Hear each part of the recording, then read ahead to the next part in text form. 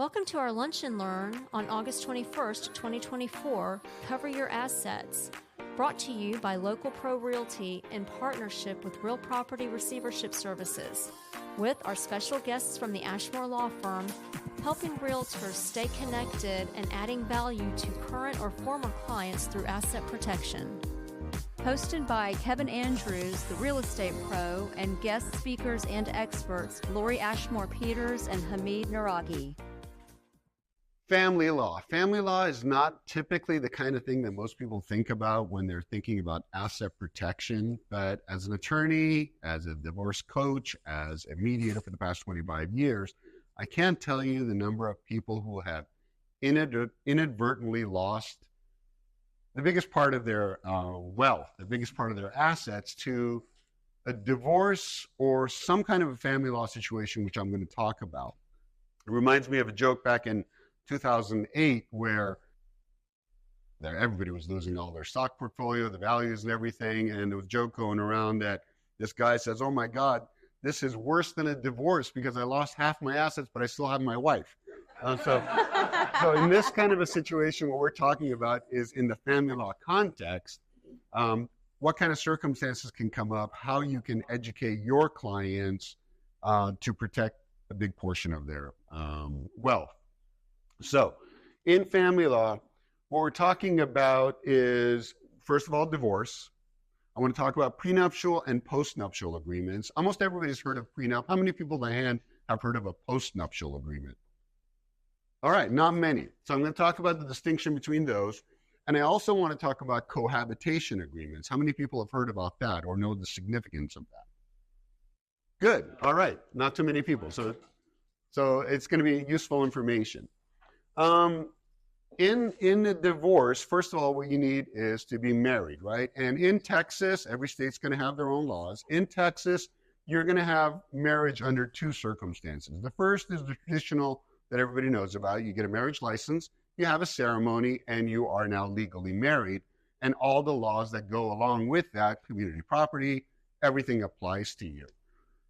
Not many states have or recognize common law marriage, but Texas is one of them. So under common law marriage, what happens is if there is an agreement that we're married, if we live together in Texas, and there's no set amount of time, and if we communicate that to the general public, if we hold ourselves out to be a married couple, guess what? You are married under common law, and you have now exposed yourself to all the rights and obligations that go along with that, including community property. And we get a lot of calls for people who are either looking to take advantage of that situation or, oh my God, they now have found themselves in a situation where I'm obligated under the common law marriages. So once you recognize that, how do you protect yourself against that kind of a situation? Well, that's where either prenuptial and postnuptial agreements come in a traditional marriage, or cohabitation agreements come in. So let's talk about prenups and postnuptial agreements. If a couple are planning to get married, and if they are either educated enough or you guys educate them enough to get the right information, and the right information should not come from well-intentioned friends, family members, or what I call the misinformation superhighway. Everybody's going to Google, those kind of places for it. But what a prenuptial agreement does is it allows parties to enter into a contract that lays out what their intention is in the case we either separate or any kind of rights that go from that, like debt obligations or even in the event of death. So how are our assets or how is our circumstances now going to be controlled? You have the ability under contract rights to come up to whatever you agree to as opposed to being bound by what the law provides. Does that make sense to everybody? Okay. If that agreement is entered into before the marriage, it's called a prenuptial agreement. What most people don't know is that you can also enter into an agreement like that after you get married, so that's called a postnuptial agreement. Similar thing. If anybody is going to prepare a prenuptial or enter into a prenuptial or postnuptial agreement, you have to recognize that it is a contract. You guys are all well familiar with contracts and how important the terms and how important just entering into a contract properly is. You don't want to go through all of the obligations of it only to find out that, oops, the contract's not even going to be binding. So a big mistake that a lot of people make is that they nowadays download a prenuptial agreement or get a paralegal to prepare one or go to the cheapest source possible, not realizing that you are setting yourself up for another lawyer years down the line coming in and saying, well, that prenuptial agreement or postnuptial agreement contract is invalid, trying to get people out of that. So very important. If you have the presence of mind, if you have the wisdom to say, I want to control my own destiny, I want to enter into an agreement, make sure that agreement is binding. Think about your listing agreements. You want to have a listing agreement, or nowadays, I guess you guys have to have contracts with buyers too. You want to make sure you can rely on that contract. Same thing applies with the postnuptial agreements. I'm going to go quick because I want to save time for Lori. Now let's talk about cohabitation agreements. We talked about the danger of people in Texas cohabitating, roommates, boyfriend, girlfriend, just moving in together, only to find out later on that they have now exposed themselves to common law marriage, and now they risk losing half of all the assets they've accumulated, including their homes. One way around that is to enter into a cohabitation agreement. A cohabitation agreement, again, is a contract, and in that contract, you can lay out the terms of what happens if we split up. Let's make sure we understand we're roommates. Let's make sure you're not getting any rights to my house. You're not getting any rights to anything I've accumulated or whatever. The biggest benefit of a cohabitation agreement is that you will basically state in there, we are not common law married. So you are right off the bat eliminating the risk of years down the line finding out that, oops, I'm being held as a common law spouse, and now I risk losing everything. Okay? Any questions about anything I brought up? No, I'm clearer than I thought I was. Okay. Is common law marriage automatic because you've lived together for a long time, or do you have to say it? Well, it's not automatic. It's usually somebody, you can either do one of two things. One is if you want to have, because there's also benefits of being married, right? So if you want, you can go get a certificate from a county clerk that now recognizes your common law marriage as a valid marriage. So that's one option. But the other thing is that there's nothing automatic that happens. And that's the scary thing about it.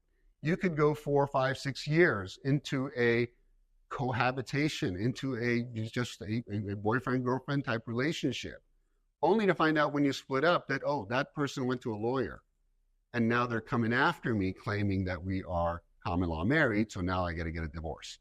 And there's no such thing as a common law divorce. A divorce is a divorce. It's just how did you enter into that marriage? Did you do a traditional marriage, or, oops, am I a common law married person? Okay.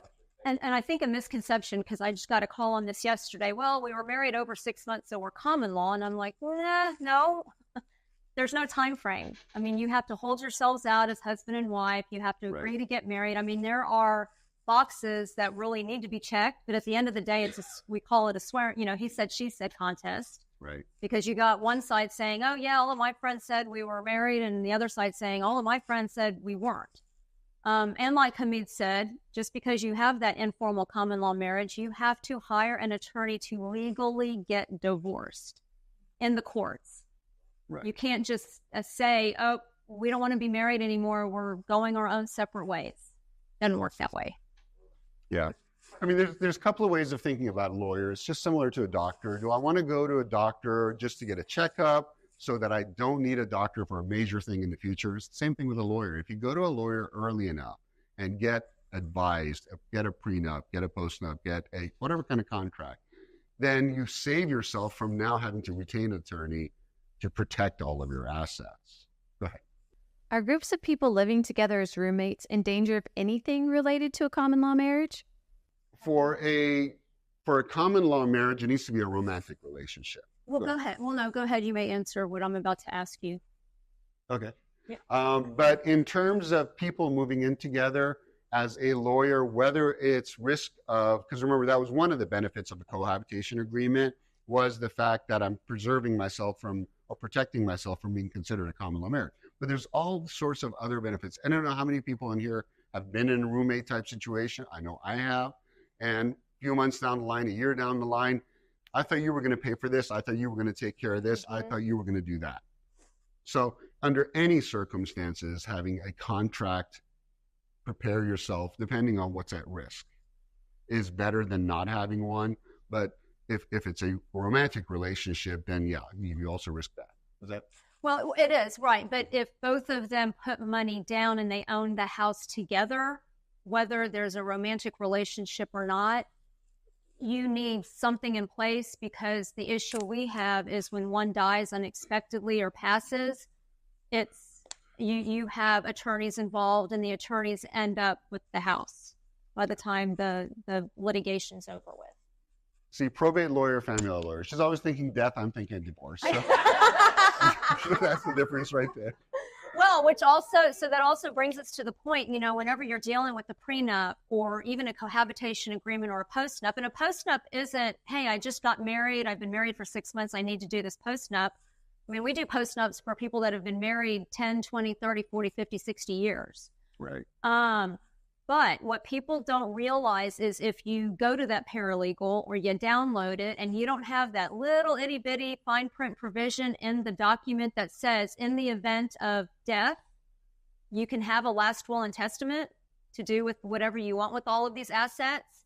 Without that, because the unfortunate thing of what I've seen is we have a prenuptial agreement and a postnuptial agreement that just says, yeah, we did a prenup and it's good to go. It did not have that provision. After 40 years of marriage, husband leaves all of his assets, he had the money coming in, left all of his assets to wife, and wife's thinking, okay, great, I'm taken care of for the rest of my life. That bequest in that will is invalid because it goes to the prenup, because a prenup will always trump a will, because a prenup is a contract, a will is not. So having to tell the wife, you get only what the prenup says you get, which basically says you get what you entered the marriage with. I mean, she ended up with nothing, and his kids took it all. What about with our trust? It does. A prenup is contractual. A prenup trumps everything. So that's why a prenup doesn't just say what happens upon divorce. It says what happens upon death. Can a postnup cancel out a prenup? Yes, it's not a set and forget it. So you can have a prenuptial agreement, but circumstances change, right? Mm-hmm. So you want to get them updated, whether it's a trust, whether it's a will, whether it's a prenuptial agreement. Mm-hmm. And the timing of it, if you're updating it or modifying it after you're married, now it's called a postnuptial agreement. And there's, again, I'm trying not to bore everybody. I don't know if it's too late for that, but there's all sorts of little nuances to make a contract a better contract, a valid contract, a bulletproof contract. So that's why it's important to talk to anybody on an individual basis. But I got to tell you, I have all sorts of respect for real estate agents. I was a real estate broker a long time ago. I know how hard your work is. I know how challenging it is. And that's why I've always recognized that we're attorneys. We're only attorneys. We only know what we know. So I always try to work with other professionals, be it CPAs or real estate agents. And Kevin and I just called Kevin a couple of days ago and I brought him in on a case of ours. So I'm always working with real estate agents to help my clients, whether it's preserve their assets, they want to try to keep the house, but can they afford the house? How can we make that happen? Or a lot of times a person is coming into a large settlement, now they need to buy a house and I need to set them up for that. So I'm always looking to work with real estate agents and have people that I can recommend so they don't do what they always do, which is, oh yeah, my sister somewhere knows someone, or my aunt is someone who has a license. Or wait, online, because now can't you sell a house online? Yeah. I mean, and you know, with what we do between family law, between you know, wills and trusts, estate planning, and probate, we always need real estate agents. Right. All right. Yeah. I'm going to hand it over to Lori, right, unless thank there's any other you. questions. But I'll be here if anybody has any other questions. Do I really need a will? And the answer is always absolutely yes. I don't care if you have $1,000 to your name or $100 million to your name, you need a will. As well as what to do when a loved one dies, the probate process in Texas, as well as probate litigation, because we're seeing a lot of that. You know, I tell people the unfortunate thing is death, taxes, and incapacities are the certains in life now, and everybody in some way, shape, or form is touched with it. And it's just being educated and informed. You're also going to see, which I absolutely love, is our estate planning document chart, which is just the foundation of the estate plan of what everybody needs. So I'm going to make you tell on yourselves right now. How many of you have a will? Okay. How many of you that have a will you've looked at it over the last year? Ah, okay. How many of you have kids that have just turned 18 or are a little over 18 that are in college and they have all of their estate planning documents? Okay. So here's why that is so important. When we wrote our book, when we did the research, over 70% of Americans do not have a will. And it's just through no fault of anybody's other than just, I'm going to say it's ignorance and just not knowing. What has blown my mind lately is I have been brought in on a case. Husband and wife died very close to each other. And their estate, I want to say, is probably sitting at about 50 or 60 million. They own a thriving company that does a lot of Department of Defense work, so a lot of security clearance. You know, I was looking at their inventory, and they've got paintings that are worth $5 million plus. Jewelry is just astronomical. They did not have a will, right? So it's not just those that think, oh, I really don't have anything. I don't know. I'm not sure. It's those that should know better. They died without a will. We now have 1, 2, 3, 4, 5, 6, 7, 8, 9, 10, 11, 12 attorneys involved. And guess who has to pay those attorneys to unravel it all? Not only that, but they did not have any kids. They were married for many years. Without a will, the state of Texas has to tell them who inherits. Right now, we were over 100 heirs that they never knew. We had to go up to grandparents, siblings. If they died, their kids. If they died, their kids, their kids, their kids, their kids. So we are probably dealing with 4 generations and people that are spread out all over. I have another one where we had people in Poland, and now they've never, ever knew this individual, but now they're being told that they're getting money, so they're coming out of the woodwork. And again, who ends up with the money are the attorneys, because it takes a lot to unravel it. So that's number one, why everybody needs a will. The second story, because when we're dealing with common law, and this is also when we're dealing with just plain old divorce, people ask, what's the worst thing you've ever had to tell a client? Had a client, his wife died unexpectedly. They didn't have any children. They had each been married before. They had each been divorced. She told him, I want to see all of your divorce documents. So he provides everything to her. He sees her divorce decree. They have all of these assets that they accumulated during their 10 years of marriage. Worst thing I had to tell him was he did not have a valid marriage because her divorce decree was never signed. There was never a judge's order. So the house that he lived in, that they bought together, that should have been community property because they bought it when they got married, and it was a very, very nice house. He only owned half of it, and the other half was her ex-husband that moved to some other country, and he had no idea who he was. So again, it is so important just to make sure that you have all of your documents in order. The reason why I asked about those of you that have 18-year-olds, I have a 17-year-old about to have an 18-year-old. If That 18-year-old goes off to college. And again, everything we talk about, we hate to say, are stories that we have encountered. So as attorneys, we always have to tell clients, we always have to expect the worst and plan for the worst and hope for the best. Son moved to Florida to go to school. Parents were here in Dallas. He gets into an accident. Not life-threatening, but it does land him in the hospital for quite a period of time. What are we doing first thing as the parents? Getting our butts on a plane and we're flying to Florida. Parents get to the hospital. You know what? He has none of his documents in place. He's 18 years old. He's an adult. Without the HIPAA authorization, parents cannot get to his medical records. Without his medical power of attorney, the parents can't make the decisions. Without his financial power of attorney, the parents cannot deal with the school, cannot deal with his renter's agreement, his apartment, and cannot deal with his bank because he did not have those documents. Parents have to find an attorney in Florida, have to go get a guardianship, which brings now the court's involvement, and the court and the judge makes all of the decisions. So we always tell people when you got that kiddo that just turned 18 and is heading off to college, they need all of these documents as well. We have an article that we've written, what is it? But aren't we your parents? You know, because I don't care if you're 18 or if you're 50, we're still your parents. You got to make sure that you have all of those documents covered.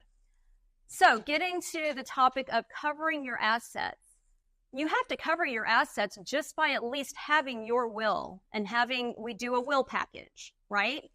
But then you also have to cover your assets to make sure that you minimize the court's involvement, because as soon as the courts have to be involved, a judge that doesn't know you from Adam has all of the control.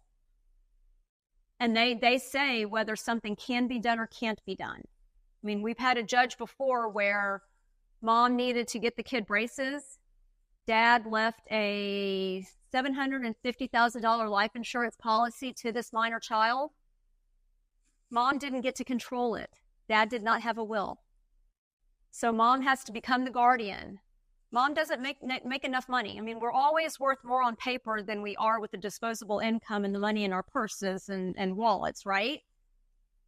Mom had to provide 5 years tax returns to the court to show that she could not pay for braces in order for that $750,000 to be used to pay for those braces. So again, it is so important. Trusts. There are a way, we always want to make sure that we keep the courts out of it as much as we can, number one. And number two, I don't know about you, but I really don't want to pay my Uncle Sam any more money than he's already getting every year from my income tax returns, right? And when you die, we have an insane amount of an estate tax exemption right now. So a lot of my clients are butting up against it because it's $13.61 million that you can die without paying any estate tax. It's pretty big. So that's over $22 million as a husband and wife. However, on January 1 of 2026, that $13.61 million goes down to $5 million. So you are dealing with people that I've got clients that say, I don't even come anywhere near $5 million. Great. How much is your house? House is worth $2.5 million. Okay. Investments, we probably have another $2 million sitting in investments. Okay, great. Retirement accounts. Yeah, I mean, we've been working with a really solid company, so our retirement account's probably about $1.5 million. Okay, but it's community property. You're married. What about your life insurance? Well, I don't get the benefit of that. That's not part of my estate. Well, how much? Well, we each have a $5 million policy. Guess what? Part of the estate.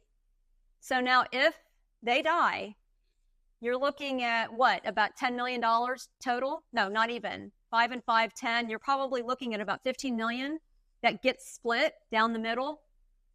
And now they have to pay for it. They pay 40% on anything above that $5 million. Okay? There are vehicles that we can use to get assets outside of the purview of the IRS, where they don't get to look to it. When we have our clients that have $30, $40, $50 million, then There's a lot of stuff that we can do. We utilize post-nups a lot because we separate certain property. We're also, I tell people whenever you're dealing with an estate plan, I love jigsaw puzzles. And literally that's all it is I am laying out on the conference table the piece of every single asset that they own, and I'm putting it all together. I'm telling them where they need to put it, how we get it outside of the purview of the IRS. If you sell them a house that is going to highly appreciate quickly, then you know what? They need to get to an attorney when they buy the house or even before they buy the house, because there are tools that I can use where we can put the house in that tool. And I don't care if it's not their homestead, but it's a vacation home. I don't care if they bought it for $1 million and within the first 2 years it appreciates to $10 million. I can protect all of it. I can protect it from the IRS. I can also protect it from any creditor. So if that individual ever gets sued, that creditor can't look to that house, can't touch that house. Okay?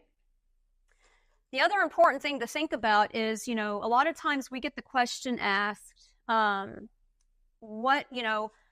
mom, she's in ill health, not doing great, she's wanting to sell the house. And, she's going to get hit with about $5 million. She bought the house for $1 million. I'm like, okay. And again, I tell people not to be morbid, but I have to take emotion out of what I do. And my question for them is, okay, you're telling me she's not doing very well, but what does that mean? And does she need the money right now? No, she doesn't need the money, but, and we're able to keep up the house. She may have another 6 months. As an attorney, my advice is keep the house, because if she sells that house for $5 million, paid, what did I say, $1 million? Paid $1 million for it, she's paying capital gains on $4 million. If she keeps the house, and we see this a lot when we're dealing with families that have a bunch of rental properties. If she keeps the house and when she dies, that new basis is now $5 million. She gets a step up in basis. That's what that means. So now when the family sells it for $5 million or $5.1 million, they're only paying capital gains on $100,000. We've had clients that didn't heed our advice, paid the capital gains, only for mom to pass a few days later and kicking themselves. So again, with estate planning, it's also a game. It's a game of what we play of, okay, what assets do we need? When do we need them? How do we need them? And then we have to look at the tax side of everything to make sure that we're giving them the best possible, guidance that we can. Because I know it's a lot. Does that make sense? So I tell people, I don't talk politics, but regardless of political affiliation, we know that we have to really be attentive to what's going to happen December 31st of 2025. We have to pay attention what's going to happen in November, and not just who's going to be in the White House in November, but who's going to control Congress. Because you're going to have a lot of people needing to scurry around within a 12-month period. And some things that I'm reading, there may be certain decisions that are made that don't give attorneys a 12-month period to try to figure out how to handle our wealthy clients, getting them from 13.1 or 13.61 million down to 5 million. So there are a trust, not all trusts, one size does not fit all. All right. So when we do estate planning, we tailor make everything depending on the specific assets of a client and their goals and objectives, because everybody's is different. There are also hundreds of trusts out there. Okay. But whenever, I don't know who talked about putting a house in a trust, that is what we call a revocable living trust. There is absolutely no tax planning. There's no tax advantage to it. There's no creditor protection to it. You're not covering an asset with it, but you are able to manage that house a lot easier. But the mechanics of it are, once you create a trust, you have got to make sure that you use an attorney that walks you through all the rest of it. You have a lot of attorneys out there that say, here's your trust document, sign on the dotted line, I'm going to notarize it. Here's the invoice, pay me the money, and out the door you go. You got to fund the trust. I have trusts, and no offense. So Hamid's from California. He saw the light and came to Texas. Sorry. We have a lot of transplants. But you've got to properly fund the trust. If you don't, I get these beautiful brown leather binders. They are usually a couple hundred pages at a minimum. And one person died, they hand it to me and they say, here, we have a trust. And I'm like, okay, great. I'm reading this 200-page document, but what's in the trust? What do you mean? Did you fund the trust? Did you put the house in the trust? Well, no, nobody told me I had to physically do anything, but it's in the trust. No. In order to have a properly funded trust, you have to take an action to put these assets into the trust. If it's a house, you have to do a deed. You have to deed the house from yourself individually to yourself as the trustee of this trust. If it's a bank account, you have to go to the bank and you have to, instead of the bank being, instead of the account being Lori Ashmore Peters checking account, it's now, Lori trustee of the Peters Family Trust. You have to take an action to get it into the trust.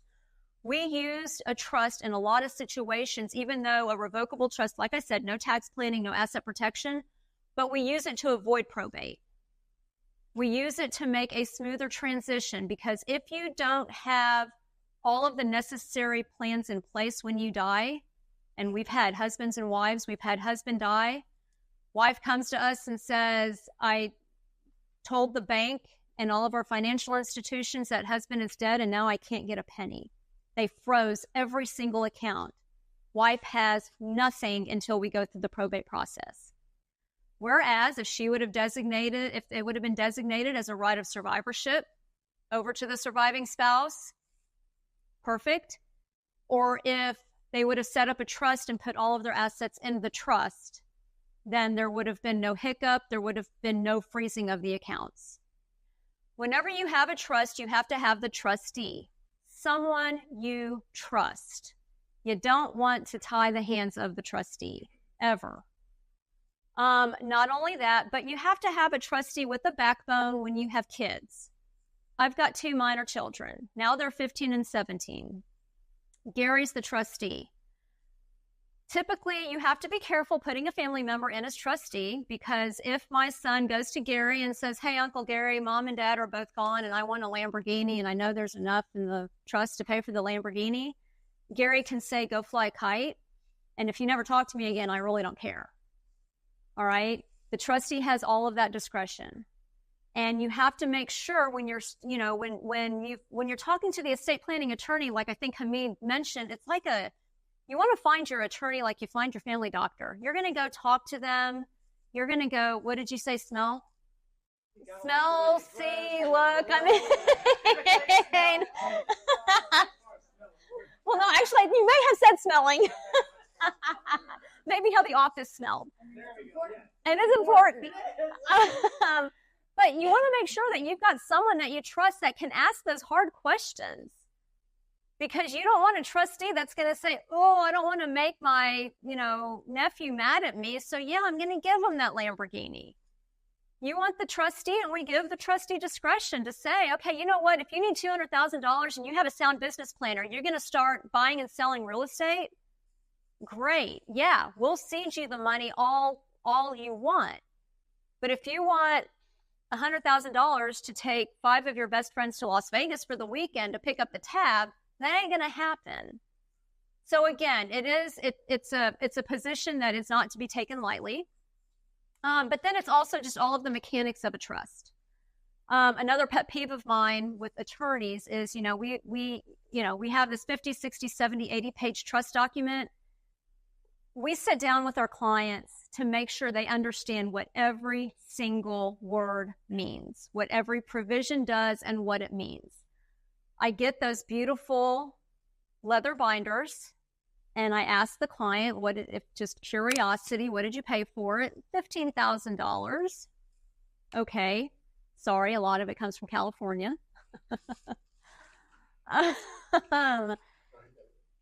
And right. That's why you're here in Texas. And they have no idea what it does. And when I go down to sit with them to tell them, okay, this is what everything does, they're like, that's not what we told the attorney we wanted. And I'm like, sorry, but that's what you signed up for. Okay. If the trust is revocable, I can change it at any time.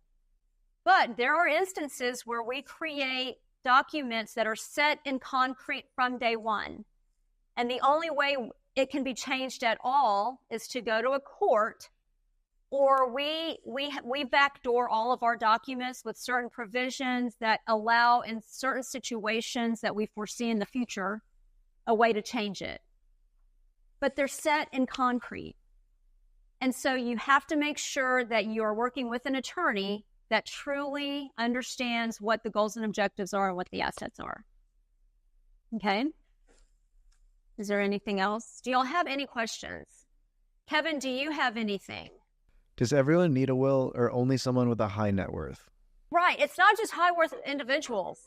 I mean, I have people, the first question is this: if you have minors, I don't care how much money you have or don't have, you need a trust, right? Because remember, I told you about the one minor whose father left her an insurance policy of $750,000.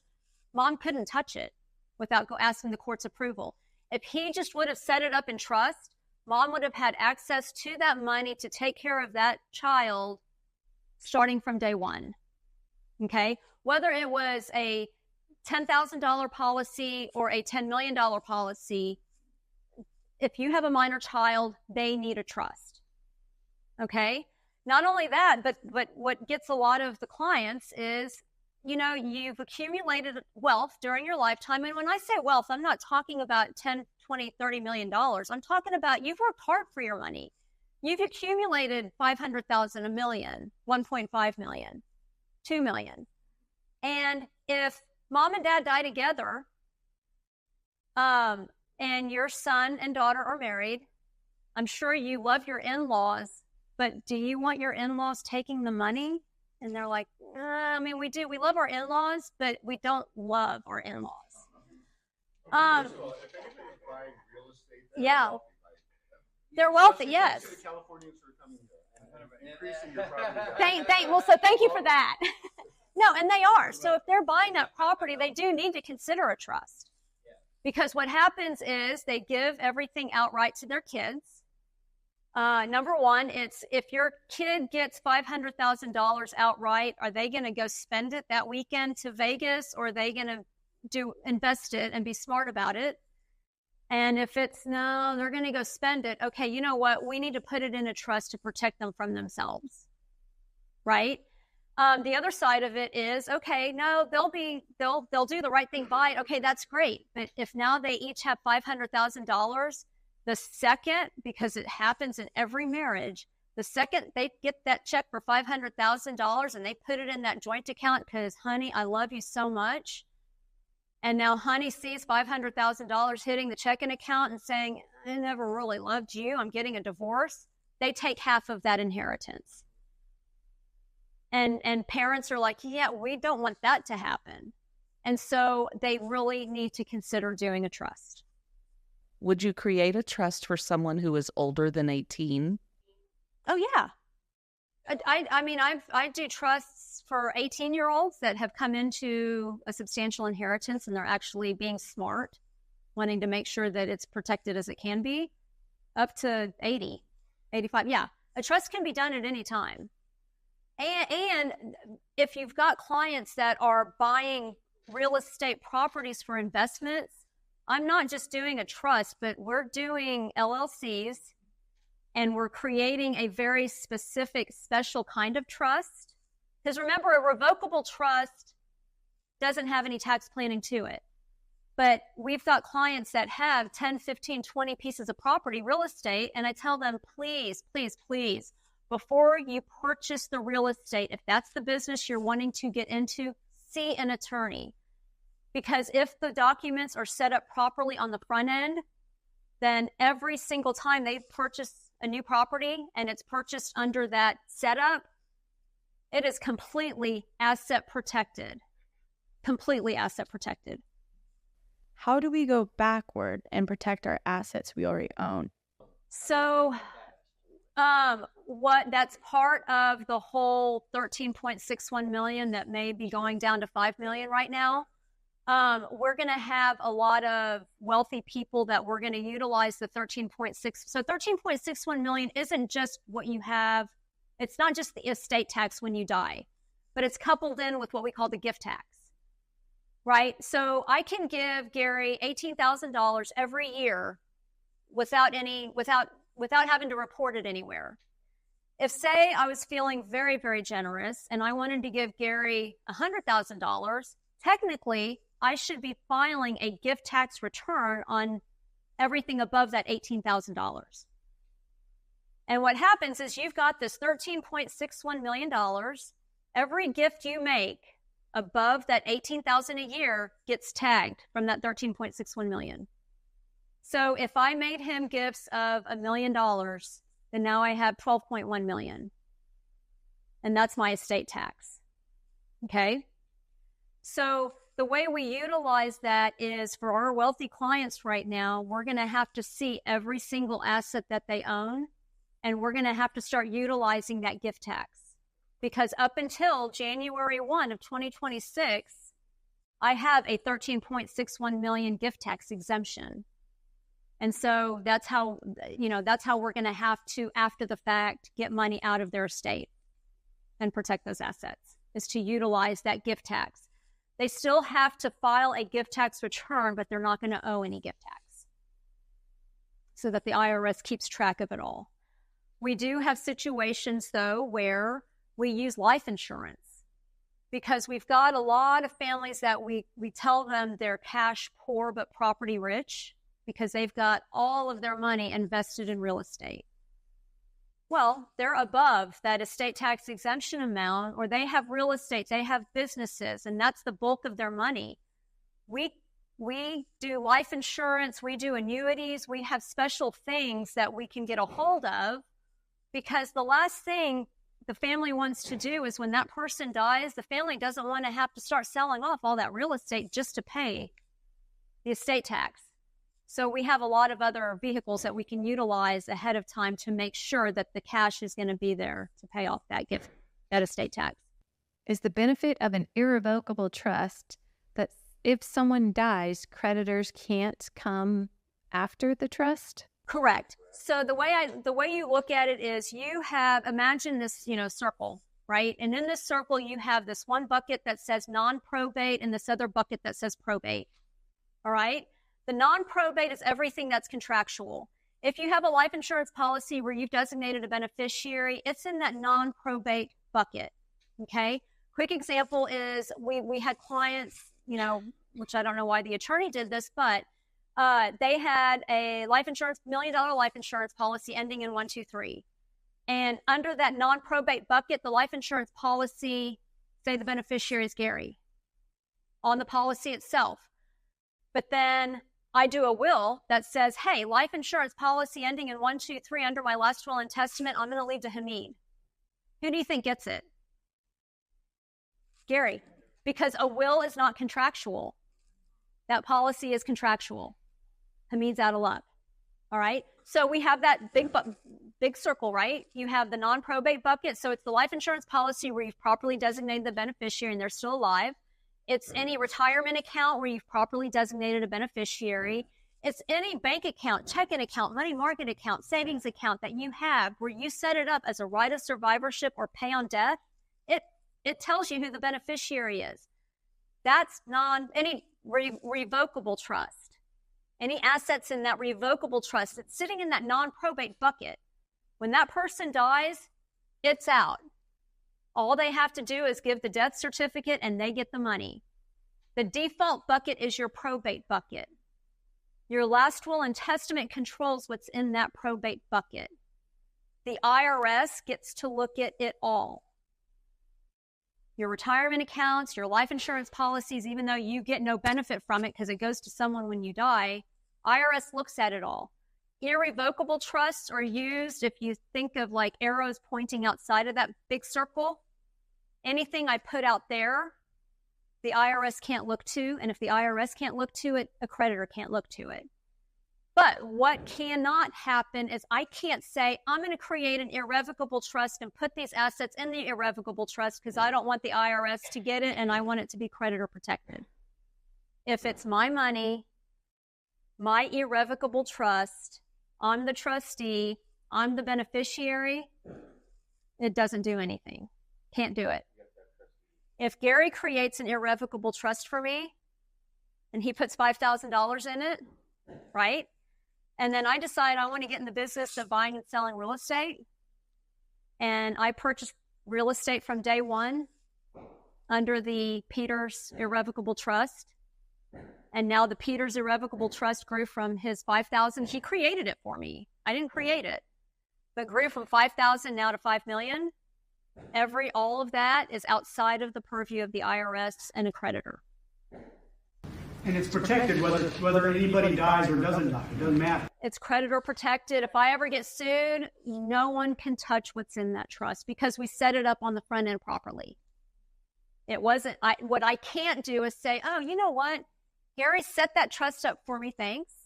And now I have these 3 other pieces of real estate. I'm just going to put those in the trust and protect them. The second I do that, the entire trust is open to the IRS and isn't open to every creditor. I cannot put my own money in the trust, but the trust can buy whatever it wants to buy. So if Gary creates a trust for me, okay, he seeds it with $5,000, irrevocable trust. I can be the trustee, right? I'm the beneficiary. I didn't create the trust. He created it for me. I cannot put assets that I already own in my name into that trust.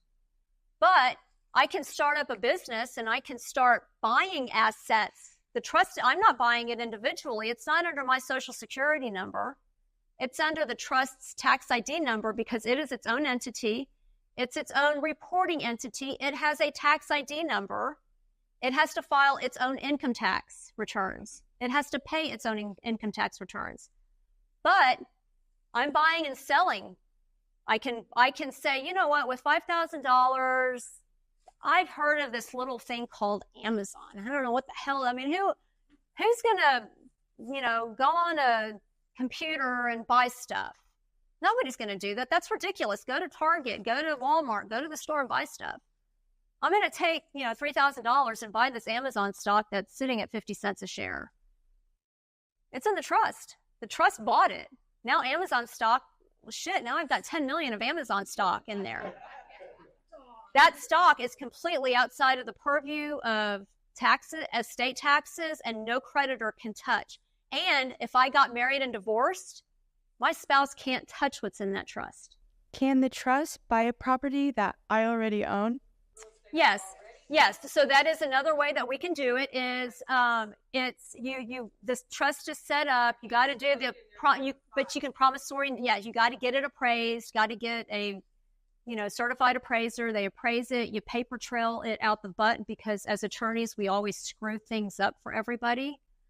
And so you paper it, and yes, it's a promissory note, and the trust purchases over time that property, and once it's paid for, then the entire property is sitting in the trust, which is another way that we get around it. What if someone dies before the trust finishes paying for the property? The estate will pay whatever, yeah. What is the average fee for someone to have a consultation? We have, I don't say the word free anymore.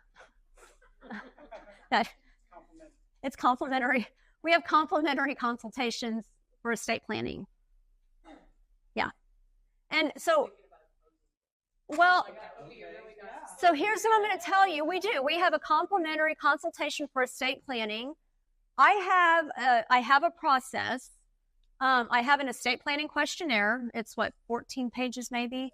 Hold on. It's not meant to overwhelm. But it gives me all the, name, address, are you married, widowed, divorced, kids, ages, siblings, and then it asks you questions. There have been a few times where I think I've walked out of the office sometimes thinking, I think I just caused a divorce for this couple sitting in the conference room. I mean, you might need to go in after me. But it does. It makes you think. It asks questions. And then who do you want to be the trustee? Who do you want to be the executor? On all of those other disability planning documents, if you're incapacitated, who do you want to step into your shoes? Because not all family members are created equal, right? And you want to take control of that now to make those decisions. My documents, I love my sister. We're together all the time. She and I don't always see eye to eye with the way we would treat medicine. She takes a little more of a holistic view on things. I take more of okay, give me the drugs that's just going to stop the pain. If I ever needed a guardian to make my medical decisions, as much as I love her, she ain't going to be it, right? In this document, I can say, I love you, but you're never going to be in that position, right? Where was I? I got off track. You laugh about that, but we handle cases where one of the parents is in the hospital, they need medical care, the siblings, the kids now don't agree, and they have to go to court for a judge to decide who's going to make the decision to what the care that the parent needs. So it happens all the time. It does. So stories that we have is we had a gentleman that was at the morgue for, oh my God, months, like beyond months, because new wife wanted him buried one way, his adult kids wanted him buried another way. They each got attorneys and they fought over it. If he would have done this little disposition of remains that we have, the decision would have been made. We have what we call the living will, which talks about life support. And even for your 18-year-olds, horrible decision to have with them. But personally, because I lost my husband unexpectedly in September of last year, but we had all of our documents. We had everything set up, so there were no hiccups. And we have 2 minor kids. But I knew he did not want to be hooked up to life support. And he had told me, do not ever let them resuscitate me the way they did. And so when the time came where I had to make that decision, you know what? I'm not thinking, oh my God, what does he want? What if he wants to be hooked up, but I'm going to tell them to pull the plug? Or what if I don't want him to be gone yet? And so the greatest gift, closing gift, yes, because the greatest gift you can give someone is the gift of these documents. And so our consultations are complimentary. The estate planning questionnaire, I tell people, complete it as best you can, because you're not going to be able to complete it all, especially when you have minor children, who the guardian is going to be, because I can promise you 99.9% of the time, husband and wife are not on the same page. I tell them, just come into the office. We have a conversation about what they've completed and what I still need. And I tell them, guardian, who? First name. Don't talk about it and don't think about it. Who do you want? Give me the first name. Who do you want? Give me the first name. And a lot of times it is the same, right? So the 14-page document, that's a lot of what it is.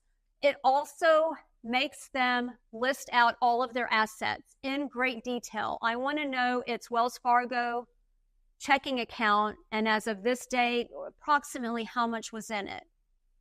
The reason is because if I've got someone that has 3 assets to their name or 3,000 assets to their name, we go through every single asset, and depending on what their goals and objectives are, I can tell them what to do with every single asset to achieve that goal and objective.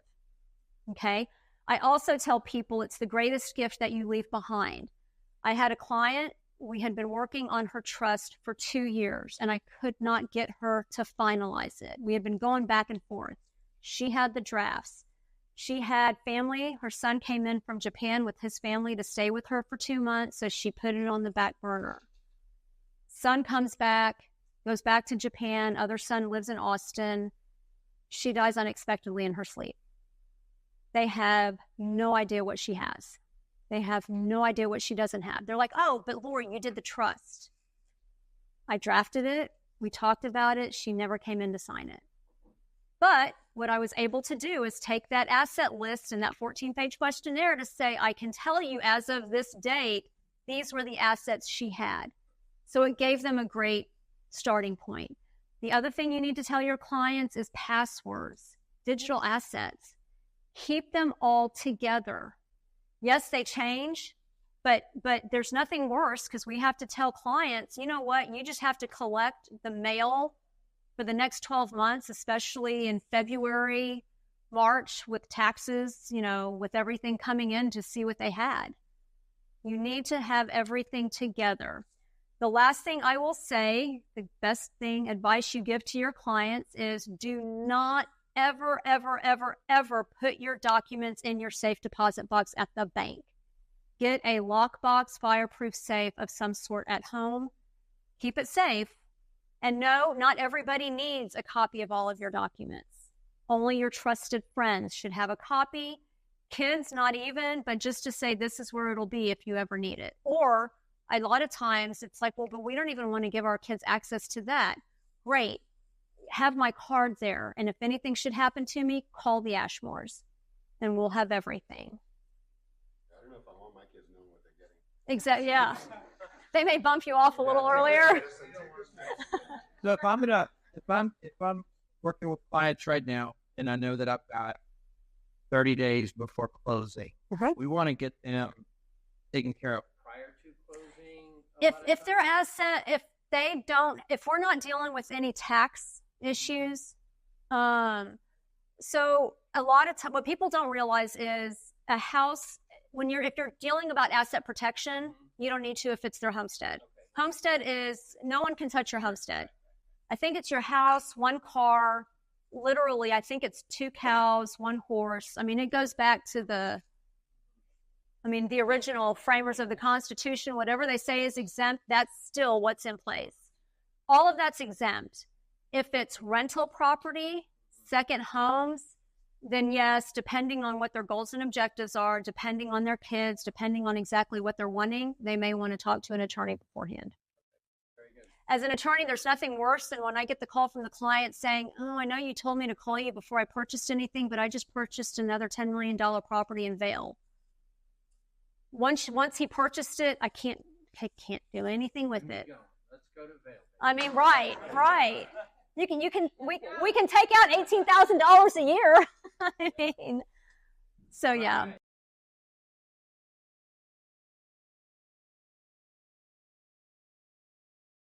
Yeah, so yes, if you have a will, it just makes the process a lot smoother and you're deciding where everything goes and who's in charge. Without a will, you have those 100+ potential heirs that start coming in the mix, and a judge controls everything. That's why everybody at least needs a will. You may never have to probate the will, but just like insurance. You may never need insurance, but you need homeowners insurance. You need a will. Thank you for joining us today for the Lunch and Learn Cover Your Assets. Please reach out if you have any questions. We're happy to answer them. You can also find us online at ashmorelaw.com or give us a call at 214-559-7202. Thank you again, and we look forward to seeing you next time.